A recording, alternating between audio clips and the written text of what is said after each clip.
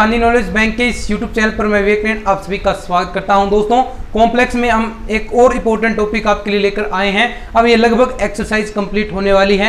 इसके बाद हम कन्फॉर्मल मैपिंग जो इसका लास्ट चैप्टर है कॉम्प्लेक्स का, देखिए दोस्तों मैंने धीरे धीरे करके आपको पूरी कॉम्प्लेक्स बुक करवा दी है। अब इसके बाद लास्ट चैप्टर आएगा कन्फॉर्मल मैपिंग का, जो थोड़ा सा और भी इंपॉर्टेंट है, तो उसको भी हम 5 से 10 वीडियोज में कंप्लीट कर देंगे। तो लगभग आपकी पूरी कॉम्प्लेक्स मैंने करवा दी है। तो इसकी पूरी मैंने प्लेलिस्ट बना रखी है। आप जाकर प्रत्येक वीडियो शुरू से लेकर एंड तक सारे वीडियोस देख कर रखें, और सारे वीडियोस अगर आप सोल्व करेंगे तो आपको निश्चित रूप से इससे बेनिफिट मिलने वाला है। तो चलिए शुरू करते हैं। आज का जो टॉपिक है हमारा कंजुगेट हार्मोनिक फंक्शन, संयुग्मी परस्वादी फलन क्या होता है। हमने हार्मोनिक फंक्शन के बारे में पढ़ा कि परस्वादी फलन क्या था। तो हमने पढ़ा था कि अगर कोई भी जो इसके डोमेन के अंदर द्वितीय कोटि के अवकलन विद्यमान हो और जो लाप्लास इक्वेशन को संतुष्ट करते हैं तो उसे हमने हार्मोनिक फंक्शन कहा। अब हम बात करते हैं कंजुगेट हार्मोनिक फंक्शन होता क्या है। ध्यान से सुनिएगा, सारी चीजें क्लियर होगी। एग्जांपल भी आपको मैं इसमें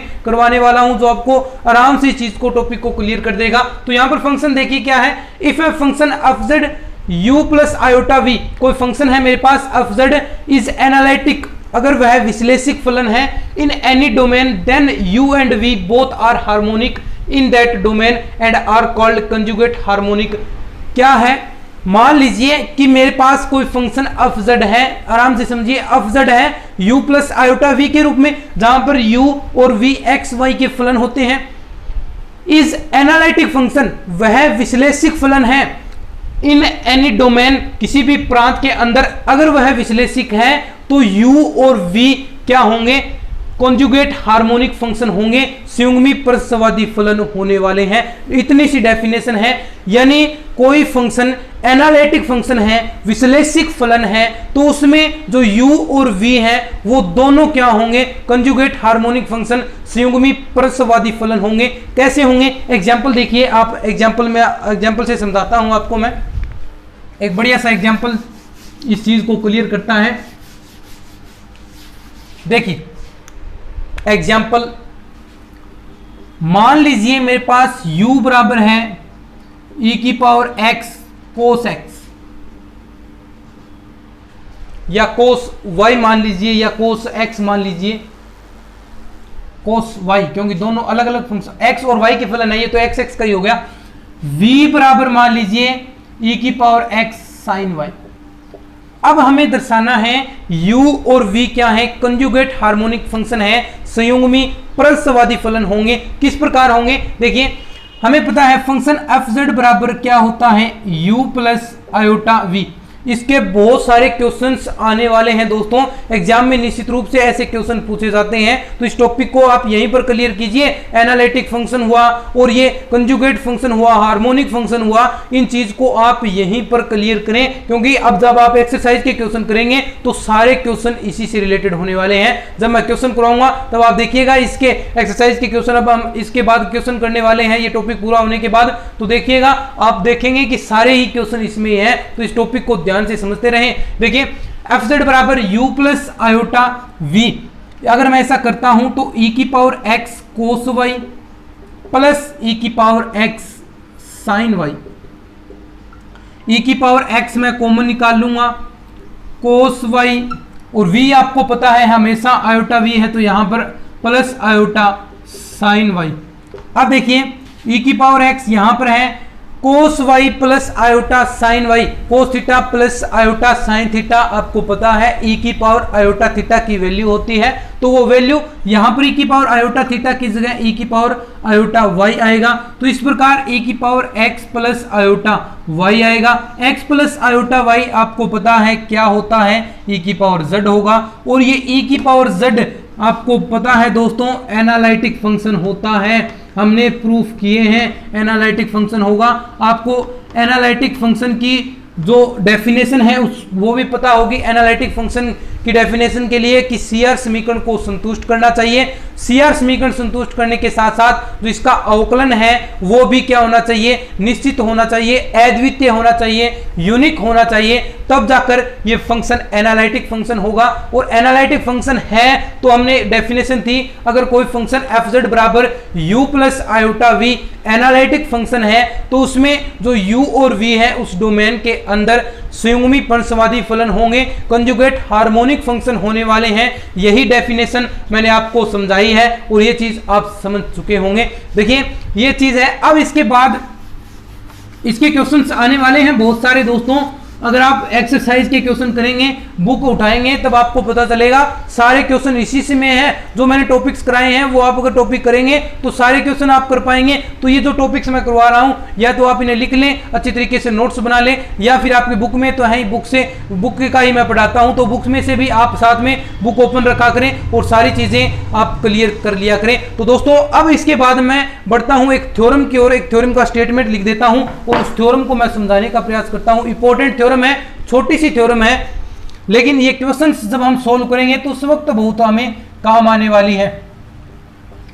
देखिए मैं लिख चीजें इंग्लिश में रहा हूं, हिंदी में लिख रहा हूं ताकि सभी को ये चीजें क्लियर हो सकें। जो भी हिंदी मीडियम वाले होते हैं, कई इंग्लिश मीडियम वाले होते हैं, तो सभी को समझ में आ जाए। लेकिन जो लैंग्वेज है हम जो समझाते हैं वो हिंदी में समझा रहे हैं, तो आपको कहीं भी दिक्कत नहीं आएगी। अगर दिक्कत आती है तो आप मुझे जरूर कमेंट में बताएं कि आप इंग्लिश में पढ़ाएं, हिंदी में पढ़ाएं, तो मैं दोनों में आपको पढ़ा सकता हूं।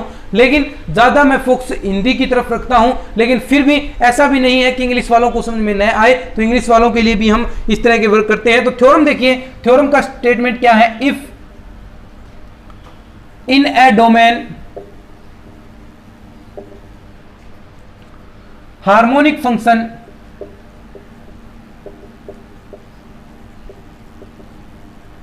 u and v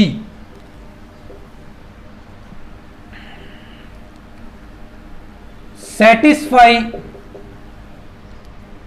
CR equation, then u plus iota v is an analytic function in that domain। देखिए क्या है चीज, देखिए चीज को हम समझने का प्रयास करते हैं। इसमें क्या कहा गया है, if an domain harmonic function, कोई डोमेन है प्रस्वादी फलन का। अब कोई प्रस्वादी फलन है तो u और v दोनों प्रस्वादी फलन है, u and v satisfies.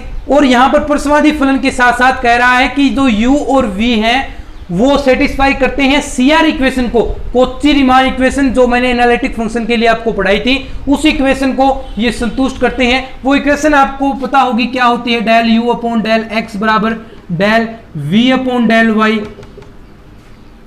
Del इसके बाद del u upon del y कर लीजिए minus del v upon del x। ये इक्वेशन होती है CR इक्वेशन।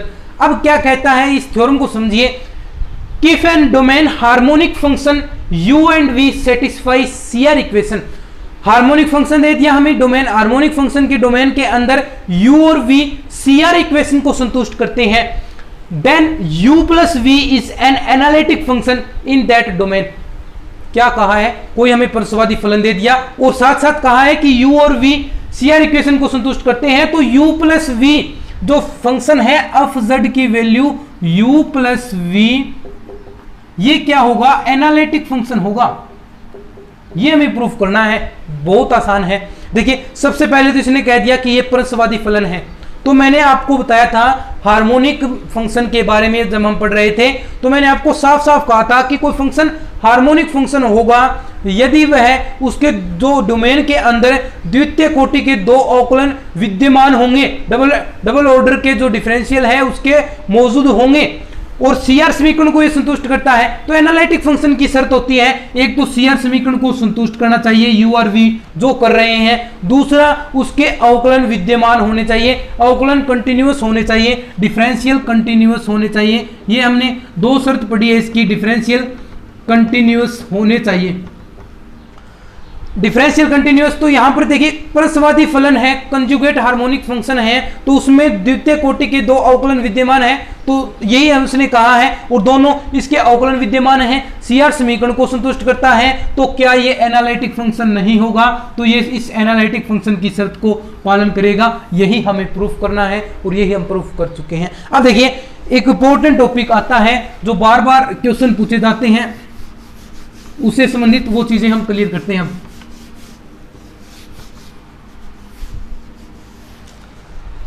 नेक्स्ट टॉपिक है, देखिए determination of conjugate function. Topic का नाम है डिटरमिनेशन ऑफ द कंजुगेट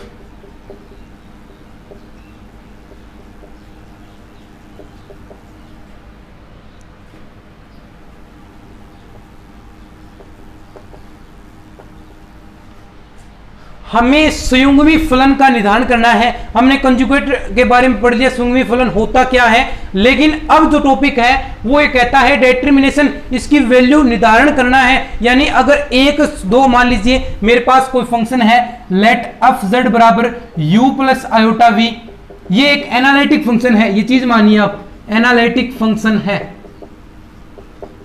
ठीक है, ये एनालिटिक फंक्शन है और u एक्स कोमा वाई का फलन होगा एंड v भी एक्स कोमा वाई का फलन होगा।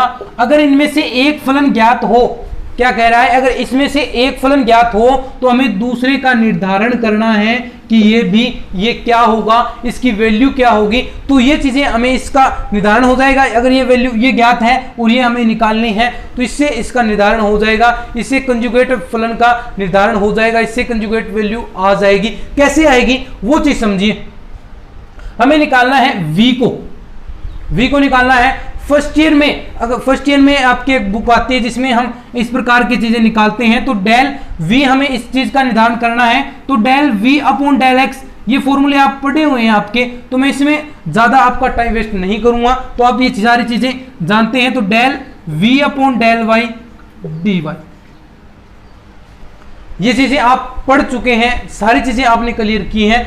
बस अब देखिए, अब इसमें हम, क्योंकि ये एनालिटिक फंक्शन है, अब ध्यान से सुनिएगा, समीकरण नंबर 1 दे दीजिए इसे, इक्वेशन नंबर 1 दे दीजिए। अब इसको ध्यान से समझना है आपको, क्या कि determination of the conjugate function, हमें इसका संयुग्मी फलन का निर्धारण करना है। तो ये तो इक्वेशन होगी हमारी, ठीक है, ये पहली इक्वेशन होगी। अब ध्यान से सुनिए, ये एनालिटिक फंक्शन है, विश्लेषिक फंक्शन है, विश्लेषिक फलन है, तो विश्लेषिक फलन होगा तो ये सीआर समीकरण को संतुष्ट करेगा। तो यहां पर मैं सीआर समीकरण से, यहां से देखिए सीआर समीकरण, इसमें मैं लगाऊंगा सीआर इक्वेशन से।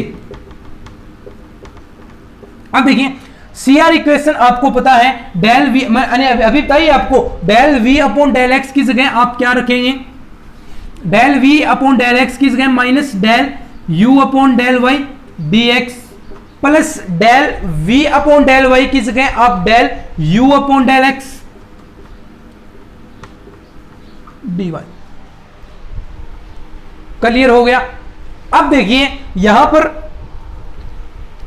आपको पता है एक mdx हमने सेकंड ईयर में पढ़ी थी, dy पिछले साल जो डिफरेंशियल की बुक थी अवकल समीकरण की, उसमें इस प्रकार के हम सॉल्यूशन करते थे यथातथ अवकल समीकरण, जहां पर अब m की वैल्यू क्या हुई,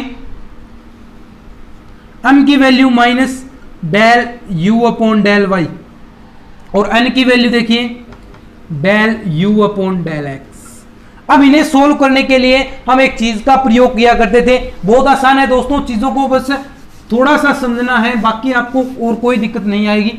अब देखिए हम निकाला करते थे del m upon del x, solve करने के लिए del m upon del x निकालते थे, अगर आपको याद है, नहीं याद है del m upon del y, ये m का y के सापेक्ष है, क्योंकि वो यथातथ अवकल समीकरण थी, उसे हम चेक करना है, तो इसी प्रकार हम किया करते थे। तो del m upon del y अगर हम वैल्यू निकालेंगे तो minus del square u upon del y square, del n upon del x equal होगा del square u upon del x square.